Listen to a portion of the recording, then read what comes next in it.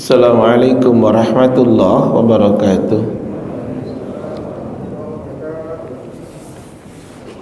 Innal hamdalillah, sesungguhnya segala pujian milik Allah Ta'ala semata.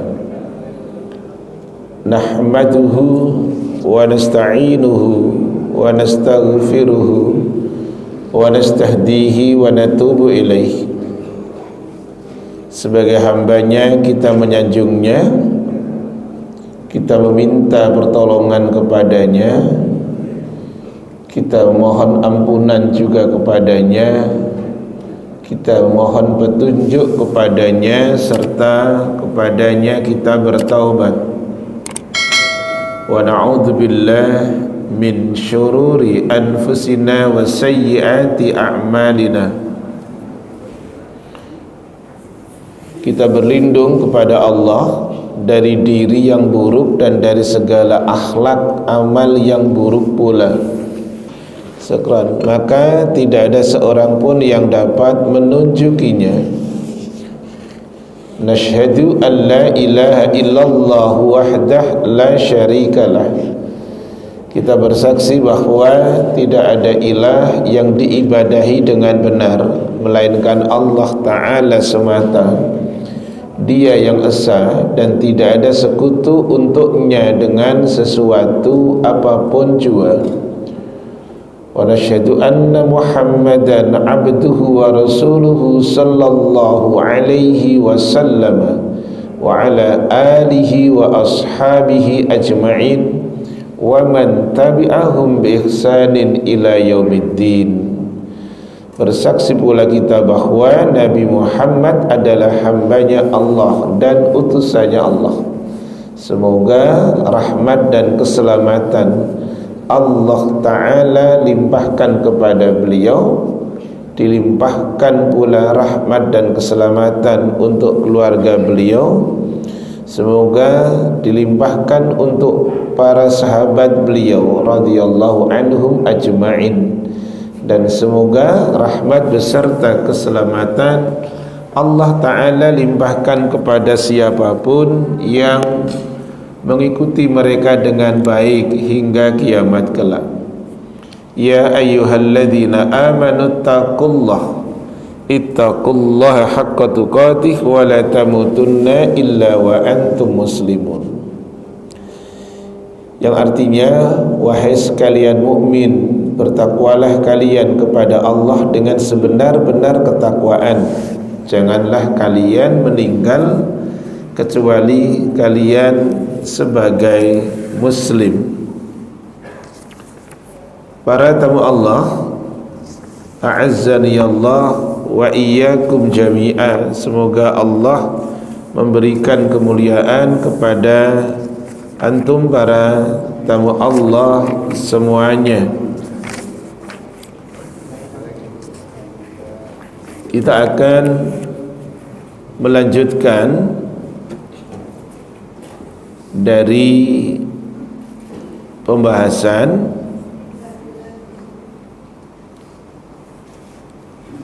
Taib. Kita masuk di 158. Taib. Sudah kita masuk 159. Taib. Hadis nomor 159. Bismillah. An Abi Muslim, dari Abu Muslim. Ini masih bab tentang al-amru bil muhafadhah ala sunnati wa adabiha. Bab tentang perintah untuk menjaga sunnah Rasulullah SAW dan perintah untuk menjaga adab-adab dari sunnah itu sendiri. Tentu yang dimahami dengan kata sunnah adalah padanan kata dari kata as-sunnah adalah at-tariqu atau as-sabilu, jalan. Secara bahasa begitu, anak ulang para tamu Allah, as-sunnah adalah at-tariq atau as-sabil.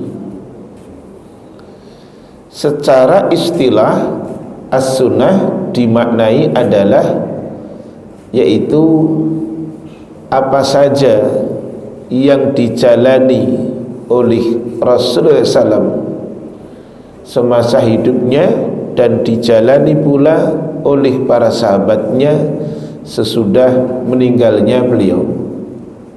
Bahasa Arabnya berbunyi at-tariqah al-maslukah fiddin bi an salakaha Rasulullah sallallahu alaihi wasallam awis salafus salih mim ba'dihi. Jalan yang ditempuh, yang dijalani dalam agama oleh Rasulullah SAW dan para sahabat beliau sesudah meninggalnya beliau, itu adalah as-sunnah. Yang dimaksud dalam bab ini itu bukan difahami dengan makna sunnah menurut ulama fuqaha, bukan itu ya. Anak ulang, kita bicara bab ini sunnah bukan dalam pandangan ahlul fuqaha, karena sunnah menurut ahlul fuqaha itu dimaknai adalah ma yuthabu ala fi'lihi wala yu'aqabu ala tarkihi. Ma sesuatu yang yusabu dia ma diberikan pahala ganjaran ala fi'lihi atas pekerjaannya, wala yu'aqabu dan tidak disiksa ala tarkih atas ditinggalkannya. Itu sunnah menurut ulama ahlul fuqaha, karena kata sunnah ini adalah disandingkan dengan hukmut taklif yang lain. Apa hukum taklif? Hukum taklif adalah hukum beban. Hukum beban ada 5, ada wajib, ada haram, ada sunnah, ada makruh, ada mubah. Sementara sunnah yang dimaksud dalam hadis ini adalah tadi at-tariqah al-maslukatu fiddin bi an salakaha Rasulullah sallallahu alaihi wasallam awis salafus salih mim ba'di. Sebelum saya bacakan hadis nomor 159, saya ingin tunjukkan salah satu ungkapan yang disampaikan oleh Syekh Muhammad bin Jamil Zainu di dalam kitab beliau, yaitu Al-Firqatun Najiyah, kelompok yang selamat. Ada sebuah kalimat yang beliau sampaikan seperti ini: kelompok yang selamat adalah alladzina yuhyuna sunanar rasuli sallallahu alaihi wasallam wa sunana ashabihi fi ibadatihim wa sulukihim wa hayatihim fa asbahu ghurba'a baina qaumihim.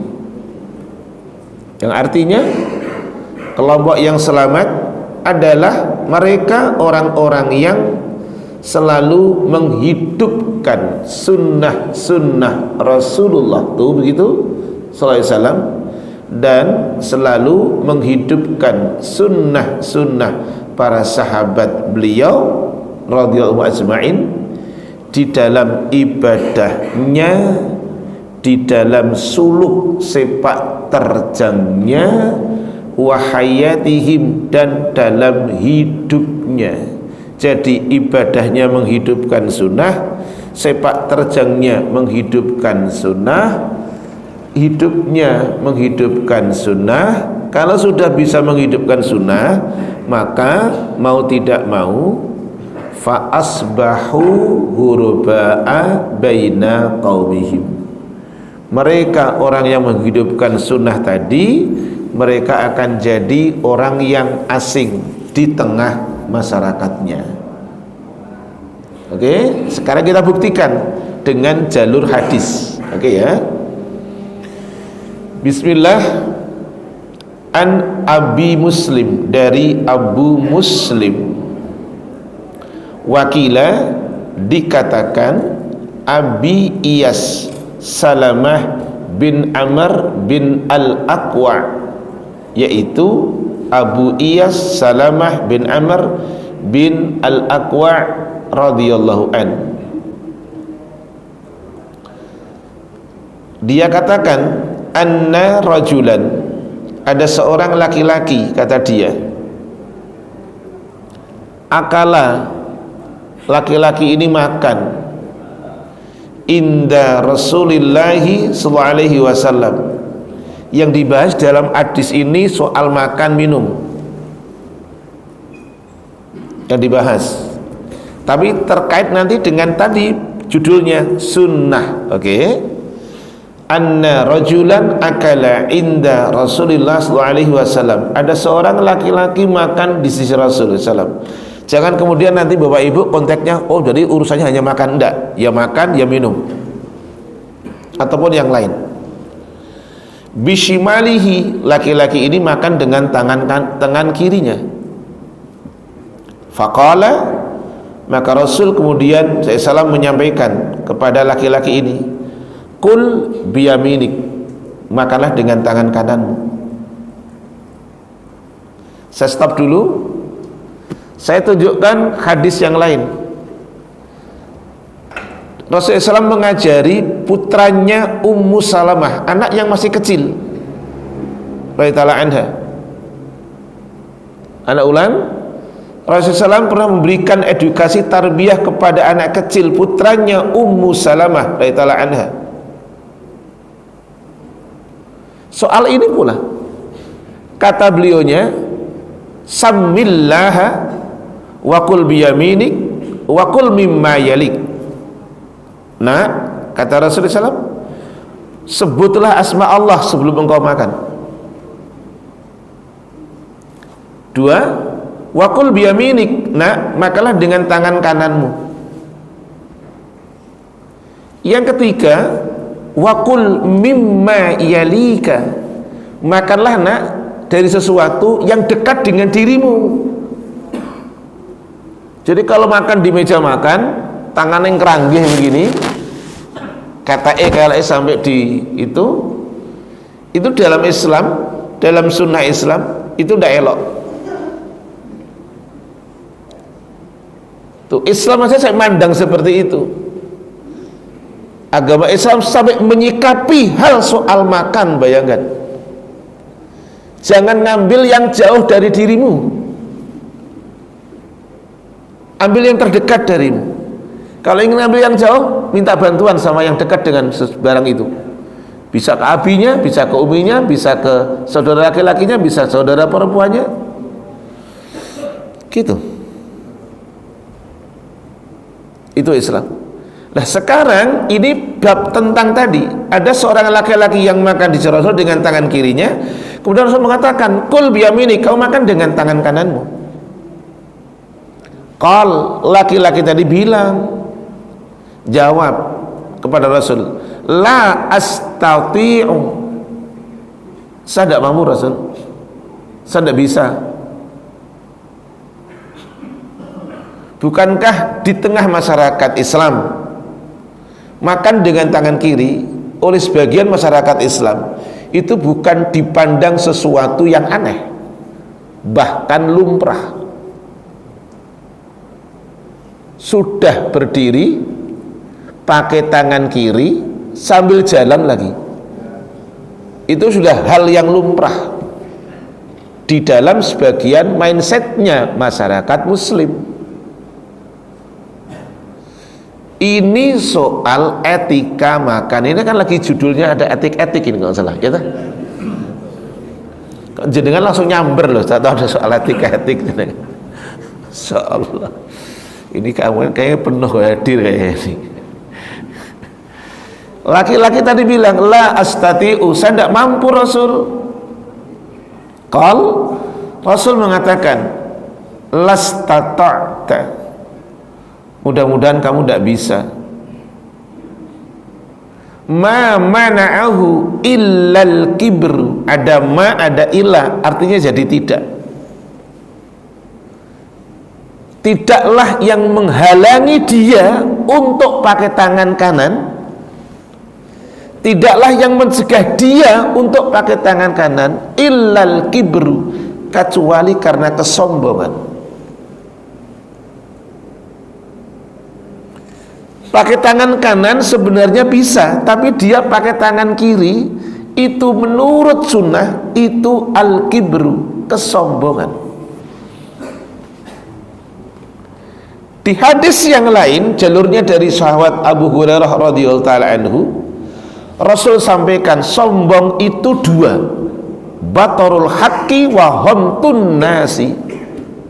Sombong itu menolak kebenaran dan meremehkan orang lain.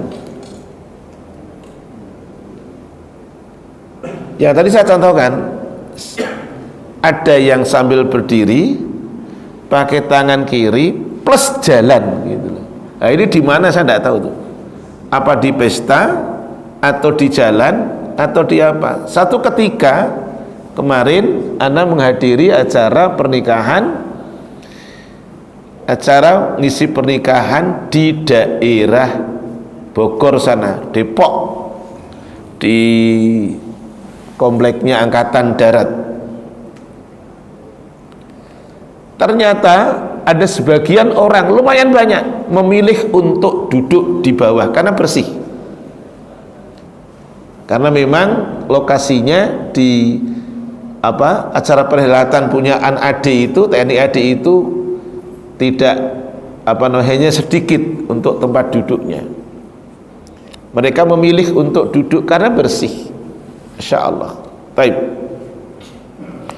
Kemudian fama rafa'aha ila fih, maka laki-laki tadi kemudian tidak bisa rafa'aha, tidak bisa mengangkat tangannya ke mulutnya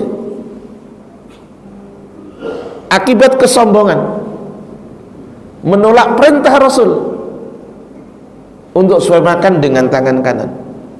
Akhirnya tidak bisa mengangkat tangan ke mulutnya. Hadis dikeluarkan oleh Imam Muslim.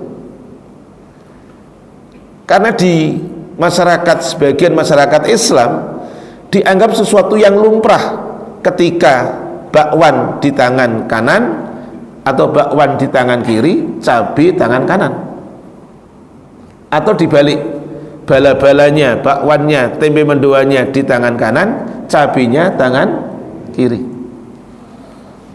atau makannya pakai tangan kanan, giliran minum pakai tangan kiri dengan alasan kotor tangannya Pak Ustadz gitu.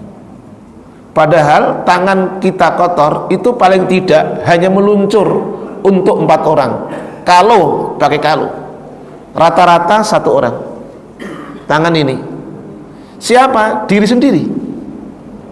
Yang 3 kalau mau, maaf saya sebut pakai kata 3. Yang 3 kalau mau, 1 istri, nyuapin istri berarti kalau mau. Nomor 2 anak, itu pun kalau mau. Yang terakhir orang tua kalau mau. Sementara kalau kita nyontoh Rasulullah dan Aisyah, ternyata suap-suapan gitu. Sementara sendok yang dipakai oleh sebagian masyarakat Islam itu entah nyucinya bersih atau enggak, itu rusak dunia makan semuanya itu. Mari sekarang kita lihat penjelasan dari hadis ini. Yang pertama, wujubul akli bil yamin, wajib makan dengan tangan kiri karena ada hadisnya, inna syaitana ya'kulu wa yashrabu bishimal, syaitan itu makan dan minum dengan tangan kiri. Wujubul akli bil yamin, wajibnya makan dengan tangan kanan, wal aklu bishimal min ghairi udrin muharramun, Dikatakan demikian oleh Al-Imam An-Nawawi, wal aklu bisyimali, makan dengan tangan kiri, min ghairi udhrin muharramun, tanpa udzur yang syar'i, maka itu diharamkan. Qadarullah nanti insyaallah, tadi kata Pak Baihaqi, habis kita ngaji ada sarapan, karena itu sudah jadi trennya, al-adah, kebiasaan dari Al-Furqan. Ya Pak Bahagia ya? Iya, sudah jadi kebiasaan Al-Furqan, pokoknya habis kajian makan gitu. Hari ini kuduk atau lontong? Oh, lontong. Masya Allah. Ya enggak tahu.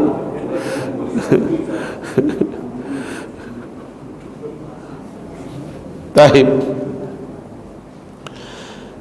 Kemudian yang kedua penjelasannya, wa kullu amrin syarifun, setiap perkara yang mulia. Ini sekarang yang kedua penjelasannya, tidak, konteksnya tidak spesifik ke makan dan minum lah. Wa kullu amrin syarifun, setiap perkara yang mulia, fayan bagi mubasyaratuhu bil yamin. Jadi kalau jenengan nonton TV-nya orang Arab, mubasyar, langsung live,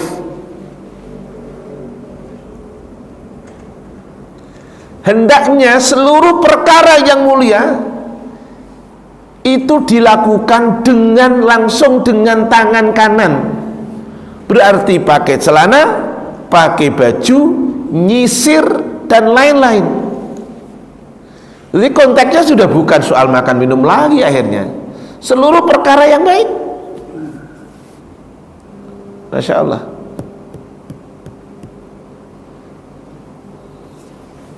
Kenapa demikian? Li'anna Rasulullah SAW kana yuhibbut tayamun fi sya'nihi kullih. Nabi itu SAW senang dengan yang semua diawali dengan yang kanan. Yang tadi Anda sampaikan, entah nyisir, entah pakai baju, entah pakai celana dan lain sebagainya, mulai dari yang kanan. Taib. Kemudian ini yang ketiga nih, hati-hati, masyaqqatu Rasulillah sallallahu alaihi wasallam tujibul its. Menentang Rasul itu berdampak pada dosa. Menentang Rasul itu dosa, membawa dosa.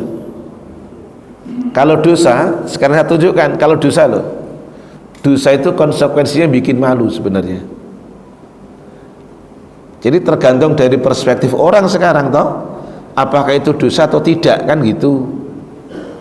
Tapi kalau menengok kepada redaksinya Rasul SAW, dosa itu membawa sikap malu, isin. Kita buktikan pakai dalil biar tidak ngarang. Hadis Arba'in Pak Baihaqi, monggo, nomor hadisnya 27. Ini ada bicara dua hal, kebaikan dan dosa.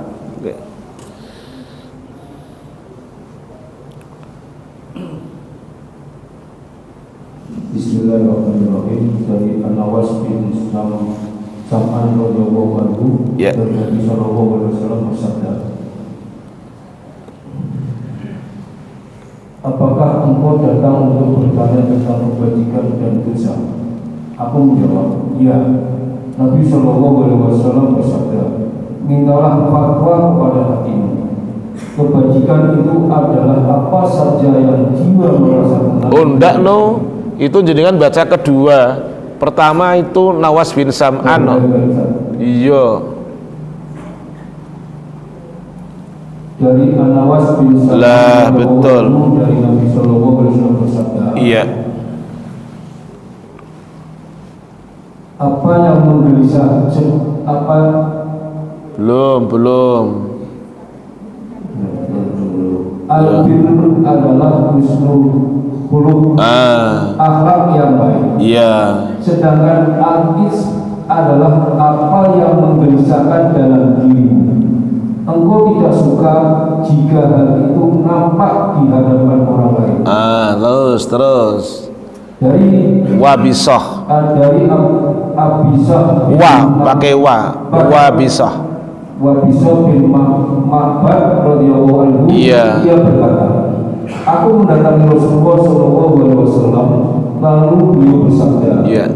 apakah engkau datang untuk bertanya tentang kebajikan dan dosa? Aku menjawab, iya. Nabi sallallahu alaihi wasallam bersabda, mintalah fatwa kepada hatimu.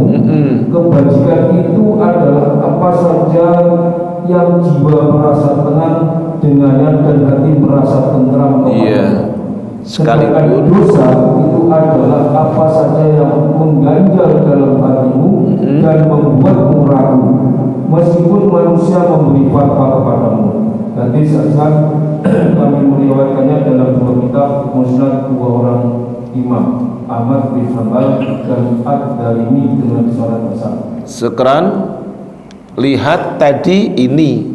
Tapi sekali lagi loh Bapak Ibu, hati orang tergantung hati siapa gitu loh. Karena redaksinya tadi begini, ada dua nih. Kebaikan itu akhlak yang baik. Menggunakan tangan kanan untuk kullu amrin syarif.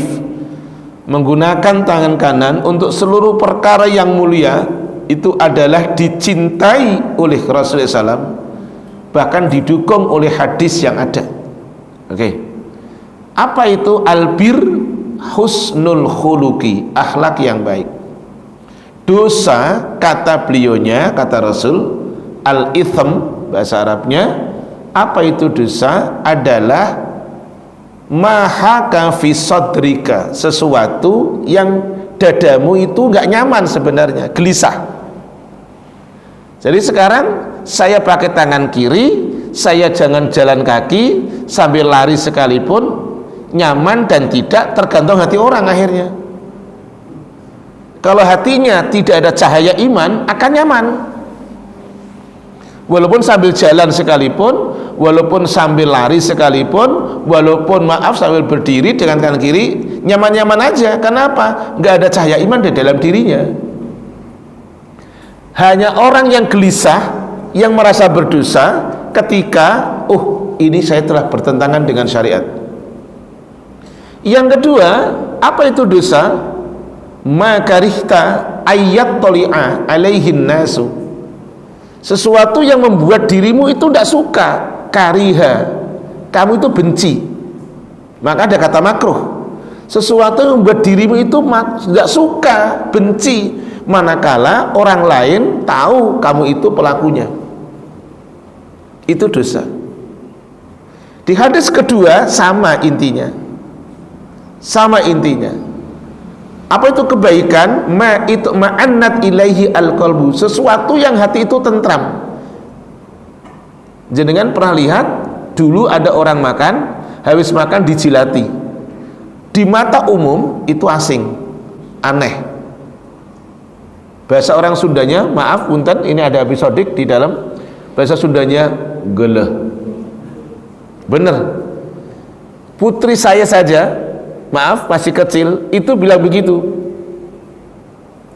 Itu anaknya ustadz loh itu. Putri saya aja ngomong gitu. Habis makan di warung Padang, nah berarti warungnya beliau, warung Padang. Habis makan saya jilatin karena pakai tangan. Kata putri saya yang masih sekolah SD begini, bi geleh. Gitu. Saya tanya, bahasa orang Jawa nggak ngerti. Mbak, geleh itu apa? Jijik bi. Lama-lama ternyata enggak, itu biasa. Jadi tergantung dari hati seseorang akhirnya. Lah tadi hadis yang kedua dikatakan dari Rasulullah qad wabi sabi ma'bad, sekalipun orang lain semuanya akan memberikan fatwa kepada diri kamu bahwa itu benar. Dan memang kenyataannya seperti itu.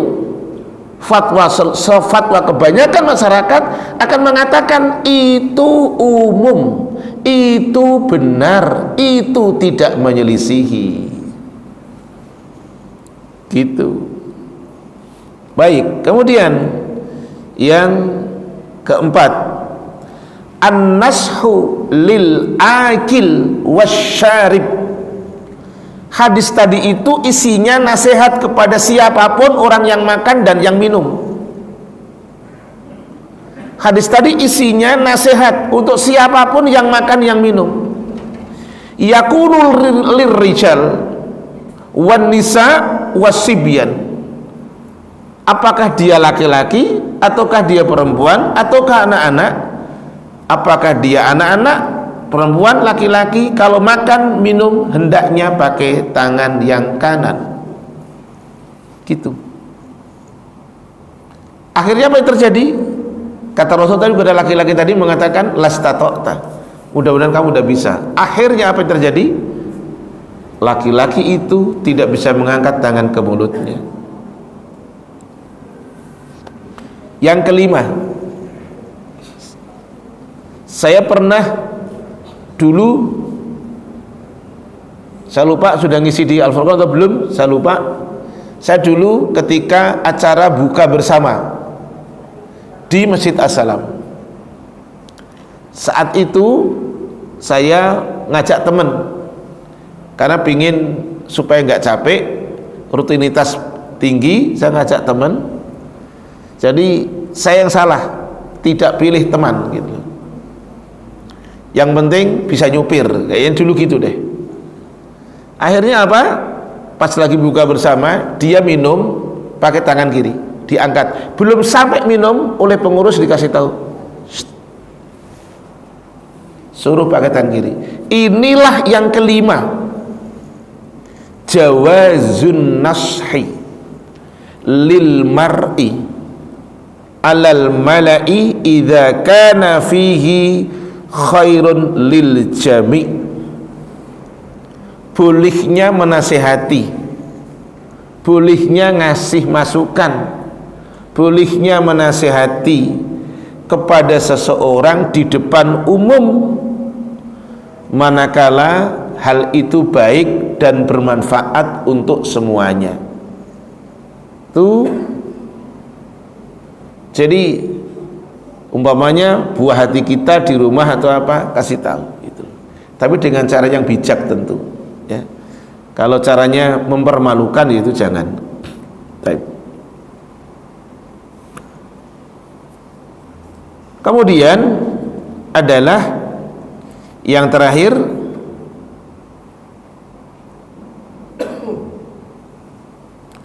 jawaz, bukan yang terakhir, 1, 2, 3, 4, 5, 6, jawazud du'ai ala man irtakaba muharraman inadan wastikbaron wa israron.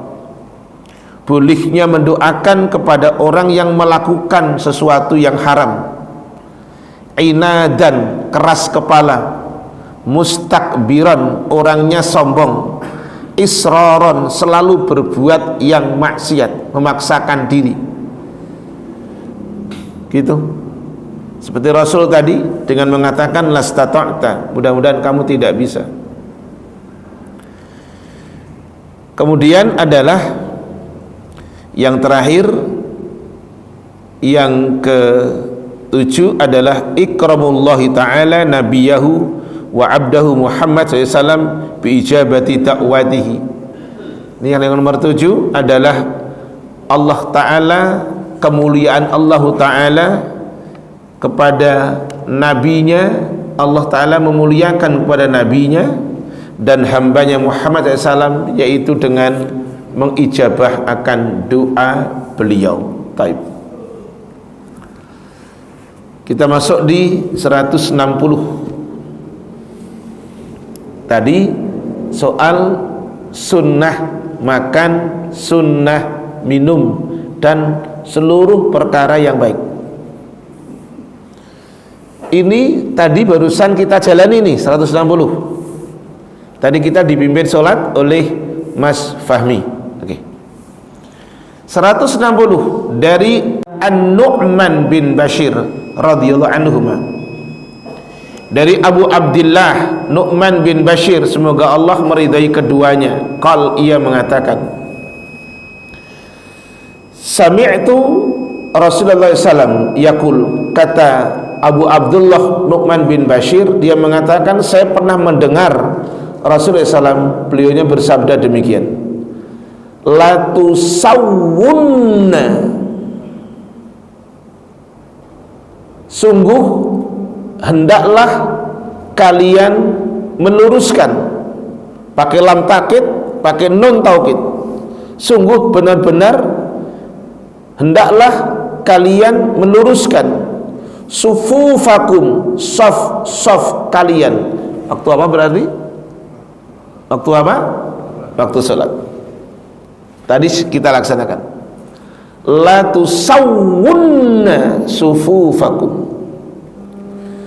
hendaknya benar-benar kalian meluruskan saf kalian. Aw la yukhalifannallah, atau sungguh benar-benar Allah akan merubah baina wujuhikum, di antara wajah-wajah kalian. Hadis dikeluarkan oleh Al-Imam Bukhari dan Al-Imam Muslim. Dalam riwayat Imam Muslim tersendiri,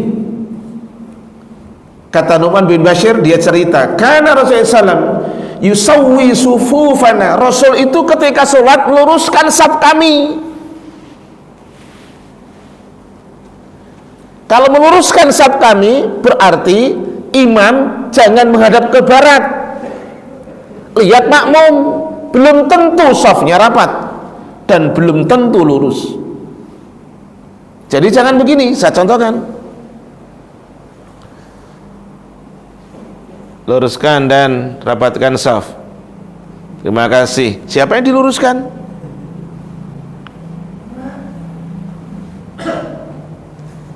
Nu'man bin Bashir cerita, kana Rasulullah yusawwi sufufana, Rasulullah itu meluruskan saf kami, hatta ka'annama yusawwi biha al-kidah, hingga seolah-olah beliau seperti meluruskan anak panah.